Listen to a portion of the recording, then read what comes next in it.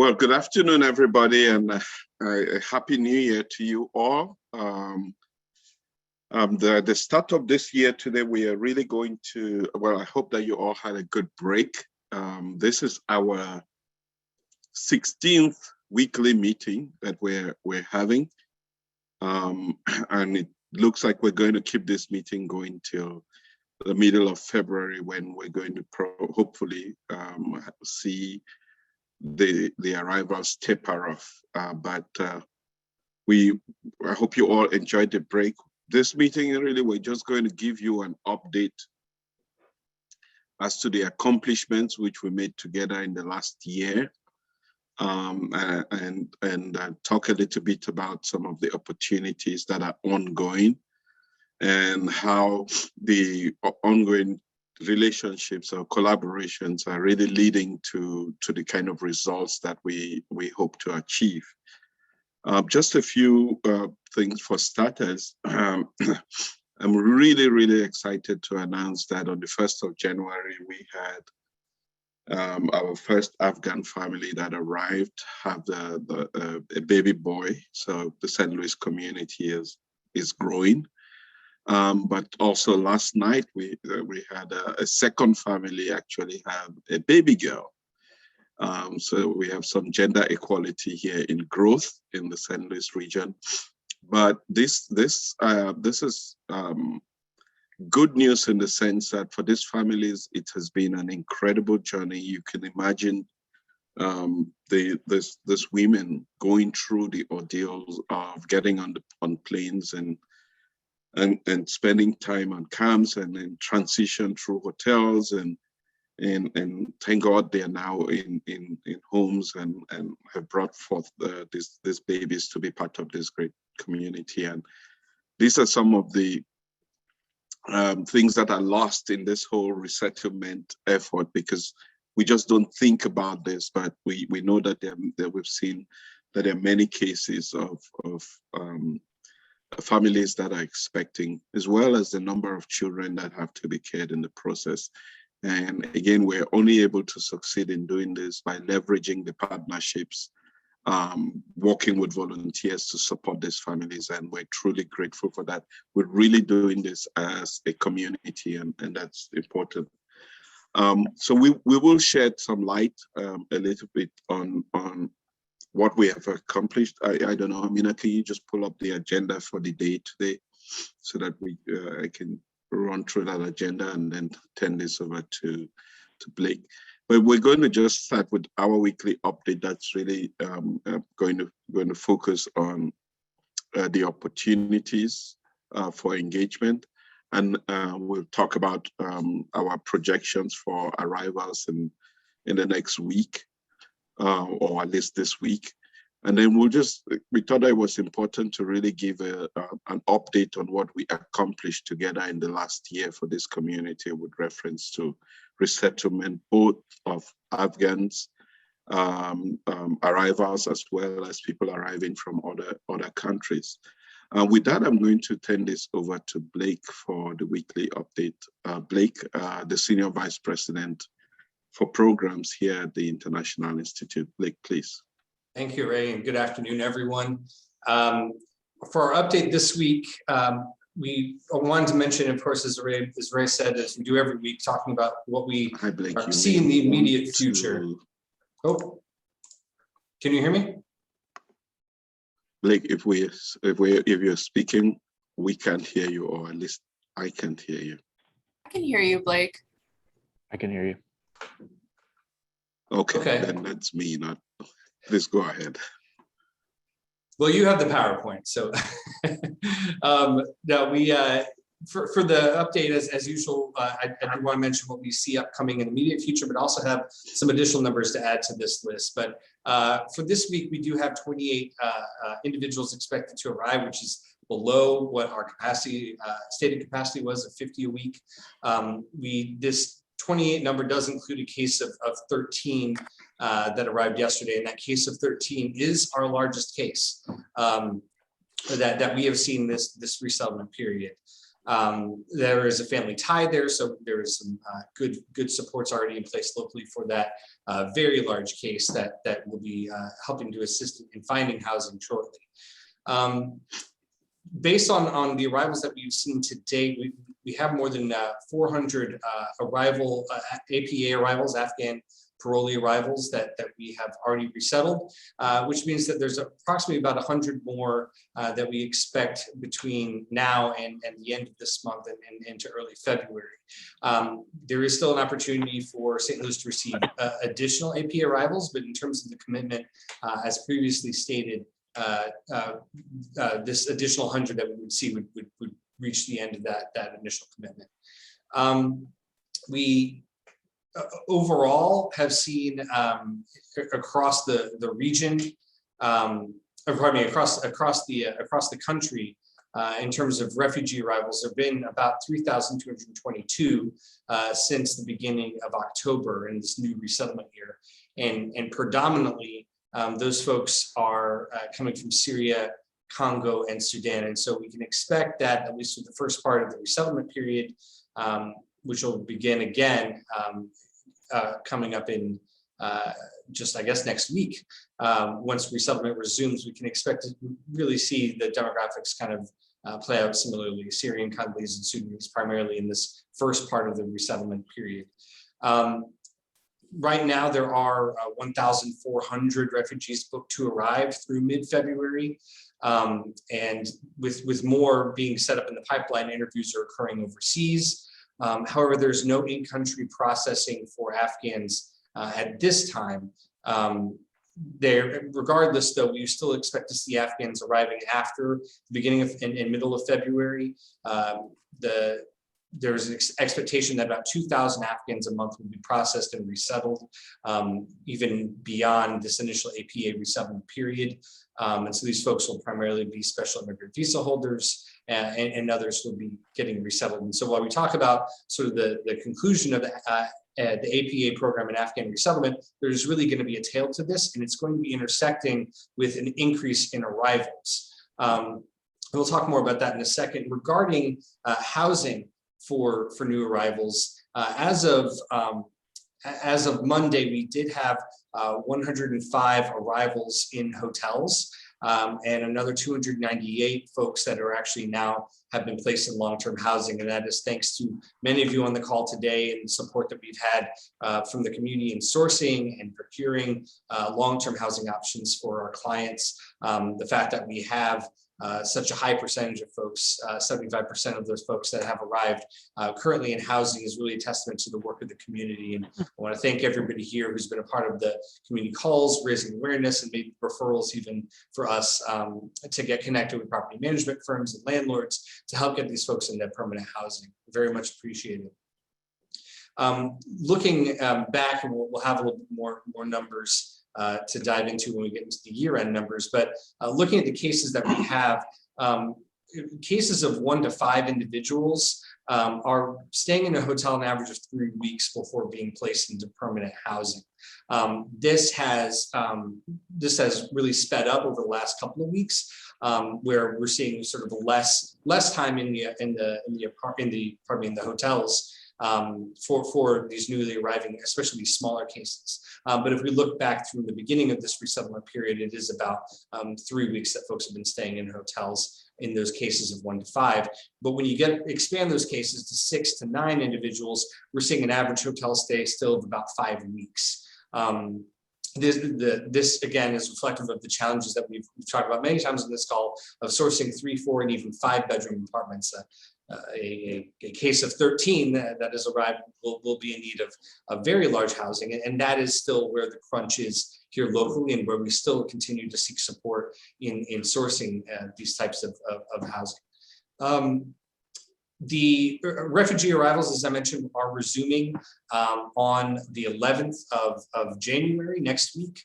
Right now, we have resettled at the International Institute 30 refugee cases since the beginning of October, and that's on top of the Afghan resettlement that has been taking place. And so that means we can expect to see another 970 refugee arrivals really between January 11th and the end of September.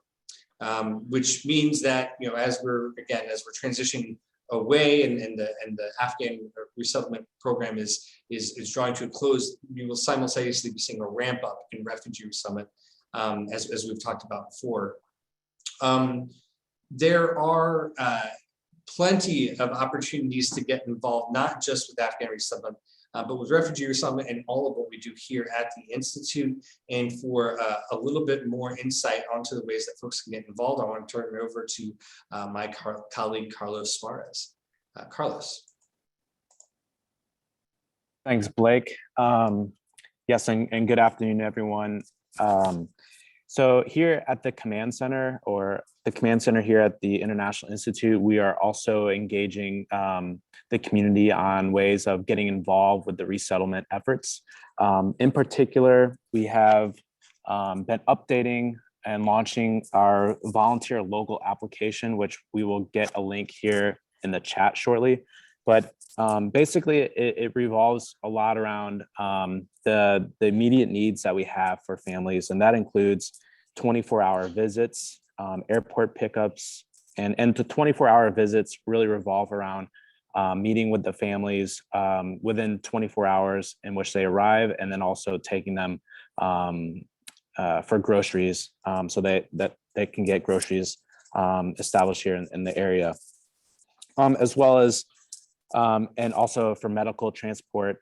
As Ari mentioned, we welcome 2 new babies this year so far, but there is a lot of medical transportation needs just with this winter time period and just coming here to St. Louis. So that's something we see a lot of need for, and then also just general ad hoc or general needs on a regular or daily basis. So that's up on our volunteer local app application where individuals can sign up. The sign up process does include going through a background check. So some volunteers already have that done, and for those that do want to get involved, we do require having a background check done, which I think takes about 3 days to complete, but it's a really easy form that takes just a few minutes, but 3 days to process is what I'm saying. And so via our volunteer local application, we do have specific timeframes in which individuals can support in specific times. And then once someone signs up, they do receive a confirmation email, and then there might be further follow-up from there. We've also included volunteer opportunities through this application based on regular needs. So sometimes something might change, or there might be an adjustment to the needs that we have, and the volunteer will be notified via email. But these are really strong ways in which the community at large can get involved. And if there's any questions on that, feel free to reach out. I will also mention that we do have some really strong partnerships in which we've signed and formalized memorandums of understanding, or MOUs, with larger community groups on specific needs, so that we can involve community organizations moving forward. So yeah, just to give a shout out to Welcome Neighbor, House of Goods, the Little Angels Foundation, Christian Friends of New Americans, and Oasis International, some groups that we're working with or looking to work with more formally, that we've done over the last months, and looking forward to moving forward. So I think that covers it, Blake. Unless there's anything else that you'd like to add, or any questions. One thing I wanted to add is that we do have an upcoming community support volunteer orientation and training. Orientation for folks who have already gone through the recruitment process. We have another informational session scheduled for the 18th. We can push the time of that out. I don't know if Kelly or others have that time available to share. I'm unsure it's the time on the 18th, but I do believe it is in the afternoon or evening. We can go ahead and share that out with everybody else. Thank you very much, Carlos. Could I yeah. mention something? Okay, Hi, this is Kelly Moore, the Community Engagement Director here. It's important to note that the volunteers that we have posted are both time sensitive and also can be flexible. So flexible in both ways. You know, once you sign up to volunteer, for example, we have housing setups. Sometimes the housing setups may or may not happen. So if you sign up for the 9 o'clock shift and you know you're going to be volunteering for 20 or for 3 hours, then, and you come to the Institute and maybe the house wasn't ready, or maybe there was a problem with the plumbing. There's all sorts of reasons why housing may or may not be available when you sign up. We do try our best to email the participants who have signed up in advance to say, okay, it's not going to happen today. So it's a really easy system once you can use it on our website. If you're looking for that one-time opportunity, that's wonderful, but we have lots of people who have done now housing setups 3 or 4 times. And so those people usually tend to be the leads because they've done it multiple times. So it's a really flexible system. The key word is flexible. So thank you to the volunteers who have already volunteered. And thank you to those who may want to volunteer. Thank you, Kelly. With that, we'll go ahead and move ahead with our 2021 year in review. And in regards to this year in review, we talk a lot about the fiscal year, the resettlement year, et cetera, et cetera. The numbers that we're going to be talking about here are truly the calendar year numbers. And there are quite a few trends that I think are very interesting, can help us guide our work as we head into this new year with a clear understanding of who it is who's come and circumstances that they're coming from. So within 2021, we actually did see 574 arrivals. That includes Afghan parolees as well as refugee arrivals.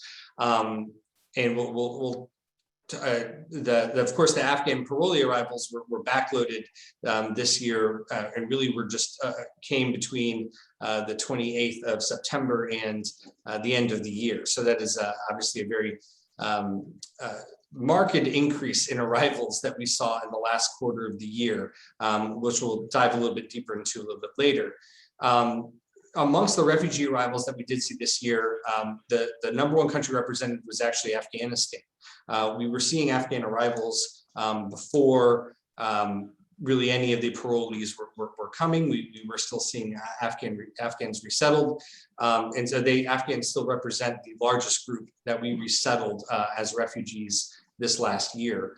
The other groups, again, are similar to the groups that I mentioned previously, nationally, that we've seen resettled to this point, and that includes folks from Syria, Congo, and Sudan. Amongst the APA cases, there is still a large difference between the demographics of the cases between APA, Afghan parolees, as well as then when compared to refugees. And it starts with the case size. The average Afghan parolee case size is 3.9 members, and the refugee caseload, the average cases size was 2.7 members. We are also seeing much younger caseloads within our APA program. And it's right on that threshold of 18. And of course, as you all know, over the age of 18, there's many more, at 18, there's many more work opportunities, full-time employment is available. And that 18 actually is the average age for our APA arrivals. But when you look at the refugee arrivals, that average age is 22, meaning that there's folks who are, those amongst refugees, the average person is ineligible to complete high school, the traditional route. Whereas the arrivals coming as APA are on average. Now, when you look at median age, we see that the APA arrivals skew even younger, right, than that average, with the median age being 16 years old, and amongst refugees, that median age being 21. This has implications not only for access to education, but also employment and earnings potential within the family. Within our APA cases, there are more members, but there are fewer of them that are theoretically at least work eligible as adults. Whereas amongst refugees, we're seeing a larger number of individuals in the case who are actually work eligible. We're also seeing, again, with fewer earners and larger cases amongst APAs, this sets up a very challenging resettlement period for them with limited earnings potential, given the number of working adults in these cases. Just to jump back to that 574 arrivals for a little bit of context, in calendar year 2020, the International Institute resettled 133 individuals. In 2019, that number was 230, and in 2018, that number was 177. So in 2021, we actually resettled more individuals than we did in the previous 3 calendar years combined. So this was a sudden and very large increase that we've seen, and even within 2021, as I keep mentioning, we can show you some data that will show you that was not even evenly dispersed, right? That a lot of that, most of that, in fact, was folks who arrived in the last quarter of the year. On to the next slide. The numbers that we saw for the largest resettlement month for us for refugees was actually August, where we had 55 arrivals, and the vast majority of the folks who arrived in that month were coming from Afghanistan. Within APA, the largest month that we had was 255 arrivals, again, which dwarfed each of our previous years, each of the previous 3 years total resettlement numbers in 1 month, with 255 arrivals. The largest APA, the second largest APA month, of course, was December with 102, and the second largest refugee resettlement month was June with 13. So big decreases when you look at the second busiest month for each set of arrivals. Looking at the combined data, and this is APA arrivals as well as refugees, the largest resettlement week we have had in the history of the agency was November 14th through November 20th, with 159 arrivals coming in that week. The volume, of course, as we mentioned several times, is functionally triple what we said our full stated capacity would be on a weekly basis of 50. This backlog is something we're still contending with. We have some of the larger cases that arrived that week that are still in hotels. Some of the larger cases of 9, 10 are still in hotels, hoping to find apartments that are suitable given their large case size. The number of arrivals, we've never been able to even welcome these folks at the airport if it wasn't for the determination and the organization of our resettlement team, Ariel Burgess, Shada Shakti, and their staff. And I want to extend a large thank you to them, as well as the support of our volunteers who helped us transport clients to the airports over the last couple of months, or clients from the airports over the last couple of months, and help with our housing setups. A very big thank you to all those individuals who are part of making this period of resettlement very successful. And the next slide here is really just a visualization of when we talk about a market increase in arrivals, this really kind of hits home, I think. You can see in the first 3 months of the year, each of the 3 months, we only resettled 1 individual in each of those months. And if we expanded this further back into 2020, you'd see that we had several months during the pandemic where there were no arrivals, many months in the pandemic where there were no arrivals, and we were staffed appropriately for that. And so this increase that we did see was at first gradual in the summer months, May, June, July, and August, then more consistent to the early part of fall with a giant spike in November.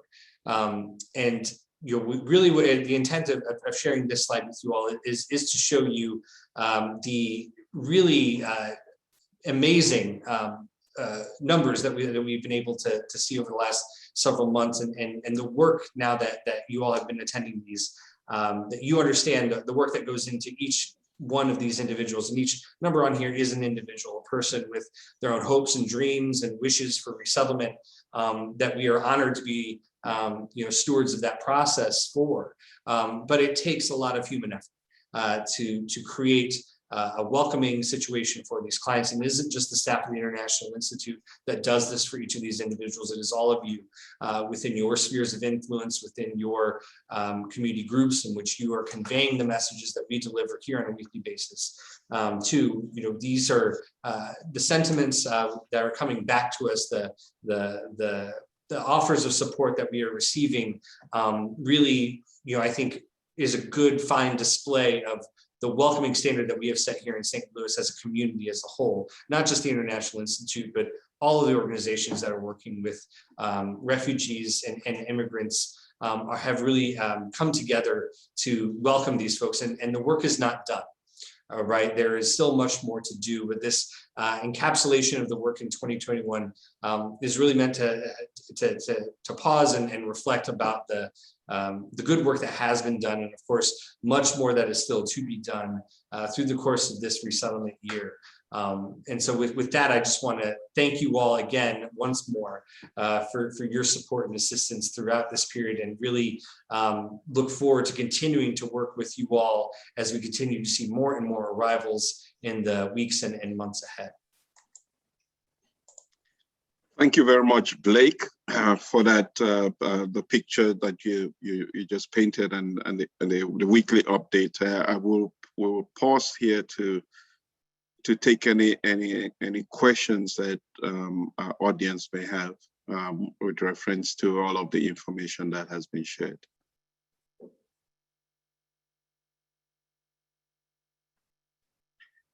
We're not seeing any question. I know there has been one request. We continue to see a lot more organizations stepping up and helping with whether it's school registration and all of that. One thing that we really ask for when you do send out an email or call with reference to assisting with, say, school registration, we really want to keep track of organizations that are helping out. So it's really important that if you are part of an organization, that you state what organization you are with, because that will help us add that organization to the list of organizations that we have that we're working with. Again, there's many people that are stepping up, and it's really important that we bring everybody into the fold. So that identification is important for us, because if there are follow-up questions as well, we also know who we can engage with. So this is one request that comes from the team at the International Institute. One. Secondly, I really want to thank the number of organizations. It was one of these meetings that we just spoke about meals, I think 2 weeks ago or 3 weeks ago, and how challenging and expensive they were becoming. And when we spoke about that, we didn't even imagine how organizations were going to step up to support this initiative of helping provide meals.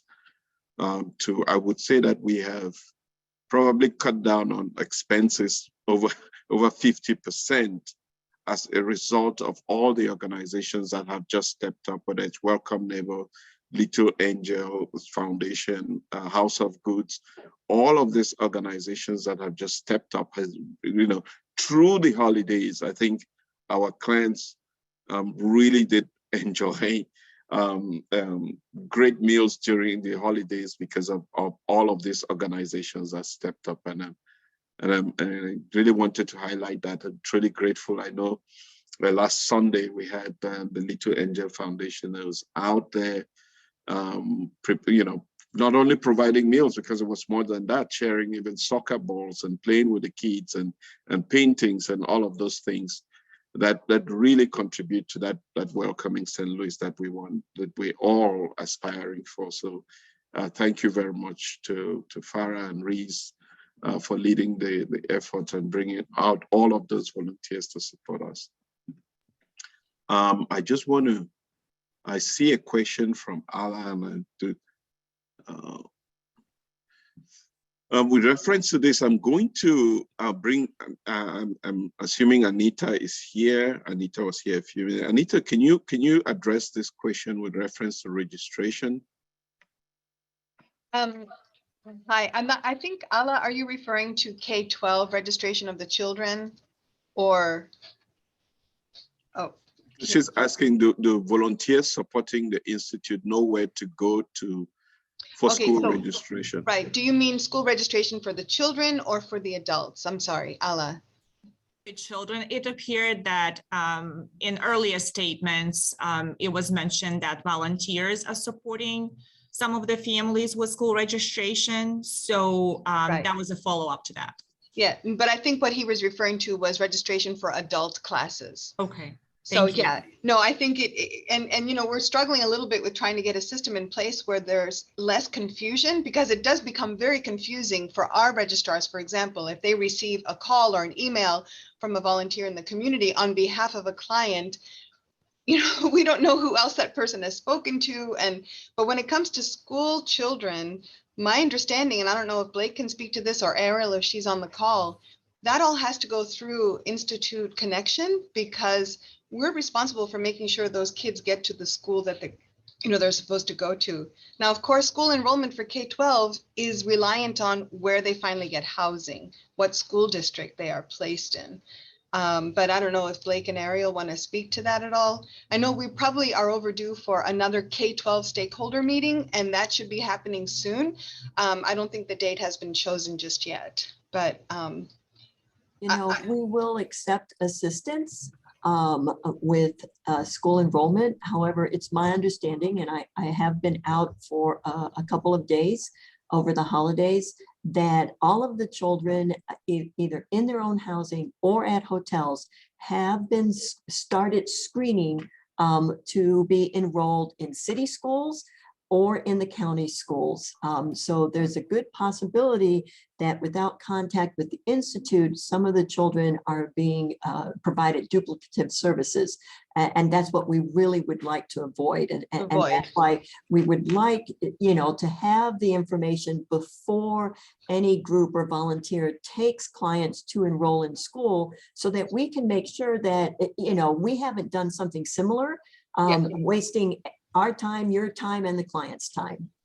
right.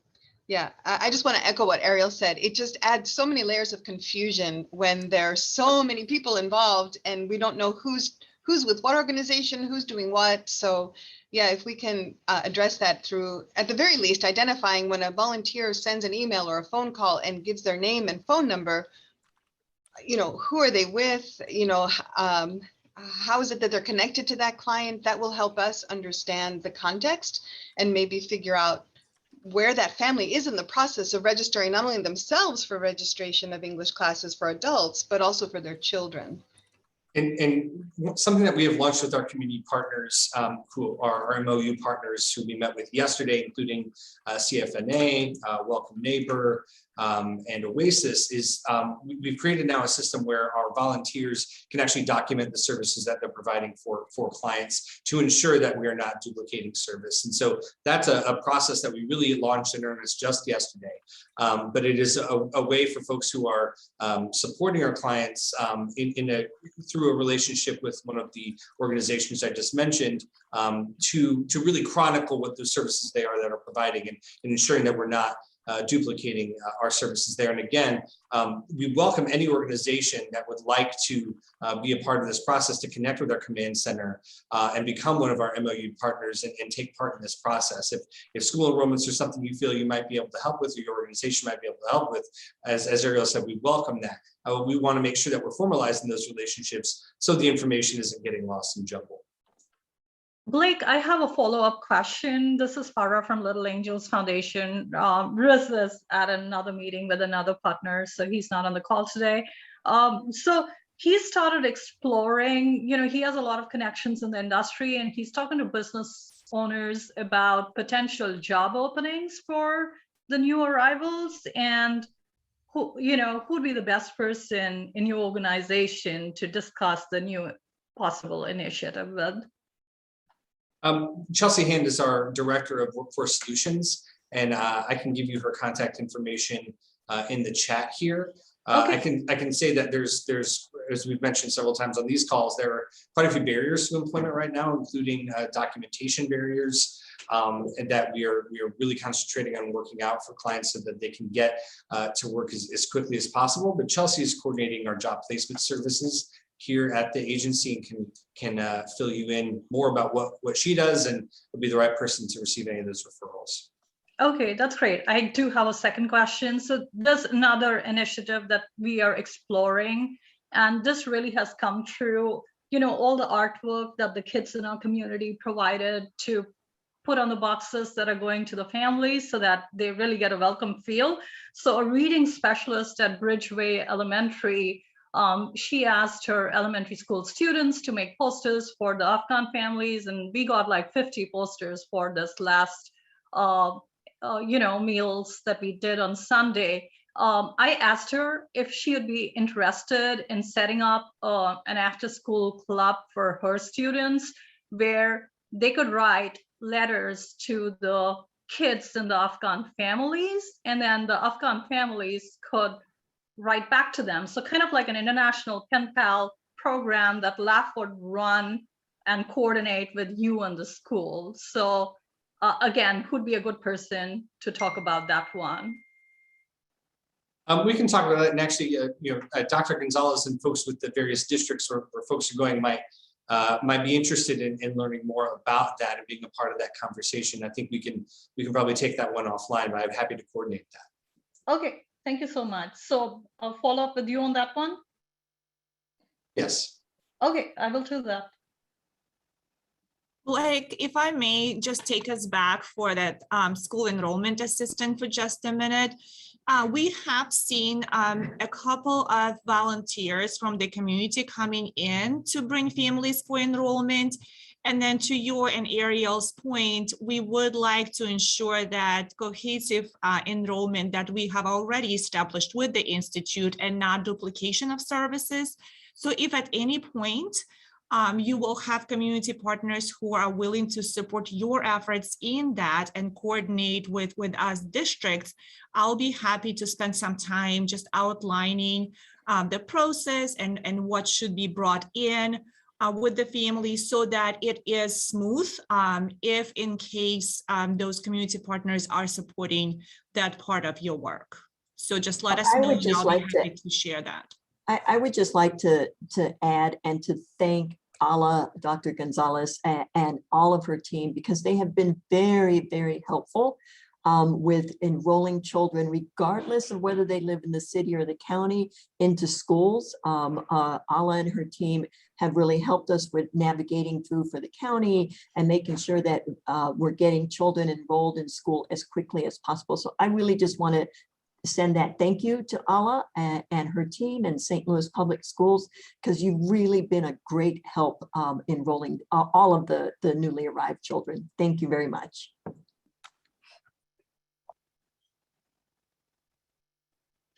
Thank you, Aria. Thank you, Ala, for that. Blake, I'm not sure that I hope that we've covered everything that needs to be covered in this meeting, and if there are any more questions, we'll be happy to take those. But without which, just quickly, I know we will not have a meeting before that. On January 12th, we're going to be having a press conference where some of these conversations that we're having with this intel